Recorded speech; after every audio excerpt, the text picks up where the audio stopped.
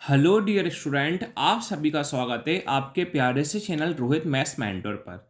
आज की वीडियो में अपन सीखने वाले हैं प्रतिशत निकालना सीखें। आपको सिंपल बेसिक तरीके से बताऊंगा। अगर आप पूरी वीडियो को देख लोगे तो आप 100% प्रतिशत निकालना आप सीख जाओगे। आपके सामने दो प्रश्न हैं। पहला वाला है 40 kg का 10% कितना ग्राम होगा। दूसरा बोला है 425 का 25% कितना होगा। अब ध्यान से पूरी वीडियो को देखना, कैसे आप समझोगे देखिए। हमने फर्स्ट वाला क्वेश्चन लिया, 40 kg का 10% कितना ग्राम होगा। देखो 40 का कितना लिखा मैंने, 40 लिखा लिखा मैंने। अब आपको कितना प्रतिशत निकालना है, 10% निकालना है जी। अभी किस में है, केजी में है। आपको आंसर किस में लाना है, ग्राम में लाना है। तो मैंने 40 देख के लिखा। अब प्रतिशत जो है, प्रतिशत देखो का मतलब पहले क्या होता है, गुणा होता है। 10 का मैंने कौन लिखा, 10 लिखा। अब प्रतिशत मतलब सब लोग ध्यान रखना, प्रतिशत मतलब क्या होता है, बटे में 100। तो प्रतिशत मतलब बटे में क्या लगा दूंगा मैंने, 100। अभी हमारा आंसर किस में आ रहा है, केजी में आ रहा है। लेकिन हमें किस में आंसर लाना है, ग्राम में लाना है।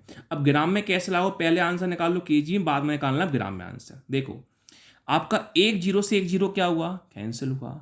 आपका ए वाला भी एक जीरो से एक जीरो क्या हुआ, कैंसिल हुआ।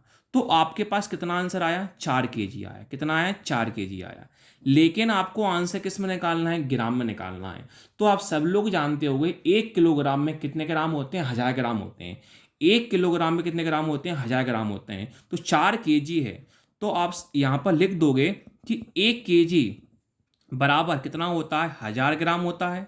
तो हमें क्या करना होगा, 4 kg है तो हमें 4 kg को 1000 ग्राम में निकालना है। तो 1 kg में कितने ग्राम होते हैं, 1000 ग्राम होते हैं। तो मान सकते हो केजी है तो 1 kg में 1000 ग्राम होते हैं। तो केजी है तो यहाँ पर किससे इंटू कर दोगे, 1000 से इंटू कर दो। किससे इंटू कर दोगे, 1000 से इंटू कर दोगे। तो 4 इंटू 1000 कितना हो जाएगा, 4000 ग्राम हो जाएगा।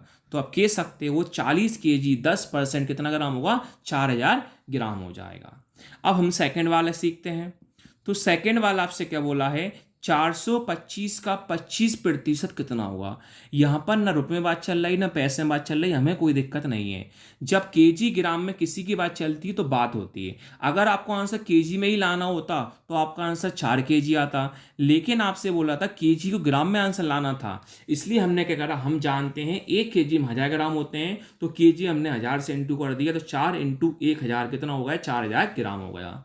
अब यहाँ पर ना रुपए की बात चल रही ना पैसे की बात चल रही। आपसे बोला गया है 425 का 25% कितना होगा। तो 425 पहले आपने क्या करा, देख के लिखा। फिर का मतलब क्या हो जाता है, गुणा हो जाता है। 25 का आपके सामने कौन है, 25 है। अब सब लोग जानते हो प्रतिशत जो होता है, प्रतिशत मतलब क्या होता है, बटे में 100 होता है।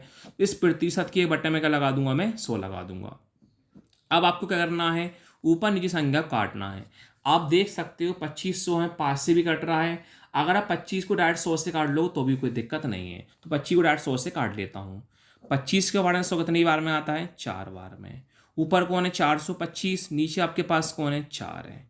अब हम 4 का भाग करते हैं। देखो कैसे करोगे, देखो ध्यान से सुनना।